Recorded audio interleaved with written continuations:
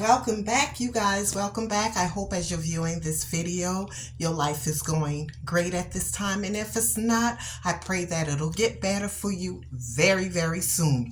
Listen, if you've not already done so, please subscribe to this channel. And if you enjoy the content, please do me a huge favor and just simply subscribe to this channel and share the videos. For all of my new subscribers within the last month, after receiving the newsletter, I have to say thank you, thank you, thank you. I'd always be forever grateful for everyone who has chosen to subscribe to this channel. We're going to jump straight on into it. And before I forget, thumbs up. I know sometimes we forget, sometimes I forget. I'm looking at folks' videos and we get so lazy sometimes. It's just simply forgetting to thumbs up the video. I watch a lot of creators, whether it's on TikTok, Facebook, YouTube, and sometimes I just simply forget. So just as a simple, friendly reminder, just thumbs up the video. But let's jump right on into it. We're talking again today about narcissistic abuse. Listen, there are several types or subtitles that we could use in the narcissistic community, folks who have NPD. There's several, and I'm going to start breaking each of those down in my segments as I go moving forward. But for tonight, I just thought that this one is extremely important because it can be dangerous, and I'll explain to you why. We're going to talk about the covert narcissist, and this is an individual who pretty much hides behind what they do by simply being great in the community. If you ever know that person, they're wonderful with everybody else. They attend church. They're on the usher board. They're a deacon. They're doing all these type of wonderful deeds. For my ex, he was a DJ. And sometimes, depending on whatever the situation was, he would literally DJ for folks for free. All of this is just to boost their ego, number one, and to make that image of themselves look better. So this is the reason why I said this particular one is so dangerous, because when we start speaking to people about them, as I did, some were looking at me like, are you sure? Is as bad as you said it is? Are you 100% sure? And they ask these questions because to the outside world, these are people who are outstanding people in the community. They may volunteer. They may even babysit your dog. They may run errands for the older folks in the neighborhood. They're just this perfect individual on the outside. And then you're looking around like, really? You remember when you used to go to church, for those of you that went to church, especially at a younger age, and you may see your parents standing up in church and they're just praising God. Oh, hallelujah. Thank you, Jesus. And I mean, they're clapping, they're patting their feet. And I mean, they got it going on. And the kids are looking up like, that's you, mama? That's your daddy? In their minds, because it's like, that's not what we see at home. We see a little bit of that going on. We may see the alcohol. We may see all of those things. And I'm not judging anyone because I'm not perfect. I have done some things too, and I'm still working on some things because my kids are sometimes, when we used to go to church, they're like, Mama, you act like you're so perfect. So that's, I think, would be a good example to explain how that covert narcissist really operates. To the outside world, they're wonderful. They're amazing. But oh my God, behind closed doors, that is the devil straight from hell. And I've been on this social media website, and one individual got upset with me because they're like, how could you say this about a person who has a disease, a mental disease? Of course, NPD, that's considered a sickness. How could you be so cruel? think the difference with that and so many of the other things that people are diagnosed with, ADHD or bipolar disorders, different things that folks are diagnosed with. This particular one, the narcissist, it's the evilness behind the things that they do that hurts others. That's the sickening part about it all. You may have an alcoholic in your family. The fan is just blowing this piece of paper all over the place. You may have that alcoholic in your family. And they may be that individual who drinks, comes home, go to bed, chill out, and don't bother you. That's just something that they do. You may have a person who is a functioning, I hate to use the word drug abuser. I'm not going to use the other word that some folks use, because it's kind of, it's not too nice. We all say it. Let me just go ahead and break it down. Crackhead. That's what we call them. So when they do these things, they steal and they do these different things. Yeah, they hurt people by doing that, stealing from them. If they're married or in a relationship, they may not take care of the children. They may not take care of home, and it's almost like, okay, they're putting something into their bodies that's changing who they really are. So it's bad. But with the narcissist, it's worse because they're not putting anything into their bodies that's changing who they are. They're not drinking. They're not using the drugs.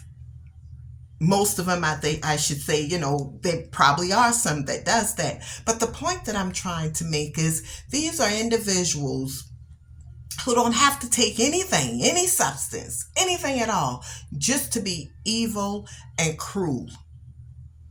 So I would honestly suggest to anyone who's living in a situation like this, I used to start writing down some of the things that my former husband would do so that I could go back and remember all of those things that he had done so that I could give details to people when I'm talking to them. And then I had to strategically find ways to really get people to understand that what I was saying was true. I have a really, really good friend, and my former husband, who's a narcissist, would call her, 2 or 3 times, just ranting about how awful I was and I was doing all these things to him and blah, blah, blah, blah. And, he's just tired. He's tired of me. He's tired of me. And so I remember the conversation she and I had, and she's like, Tracy, I really think that he's getting tired of you. With all of the complaining and the things that he's telling me you're doing and you're not doing. And I'm like, are you kidding me? So it wasn't until we were supposed to have a meeting at our place with her there and him. He called himself wanting her to be a mediator between the two of us, but little did he know when he showed up at home that night, that meeting was not going to happen because I refused to have another person being a mediator between my ex-husband and I, unless this was a therapist or, we were in some type of counseling session or something like that. But just to say I had to have a friend to get my husband to understand me and to listen to me, my ex, that is, I want to be clear. I was like, no, we're not doing this. So all of the lies that I would tell her that he was doing, all of the make-believe stories that he was doing, that he was giving me, that particular night, I'm on my way, is what he would tell her. And then at the last minute, after this woman has already waited for over an hour, she calls, where are you? Oh, I'm sorry. I got caught up in such and such place, but can we do this tomorrow? Never thought to call her, never thought to do any of those things. So it was right in that moment that she believed, dang, Tracy, you were absolutely right. This man has a problem. But it would never had occurred to her the magnitude of what he was willing to go to just to get out of any situation. I remember the time when I left him. I'm looking at the time, you all. I left him, and he took some things out of our place. This huge flat screen TV that we had mounted on the wall.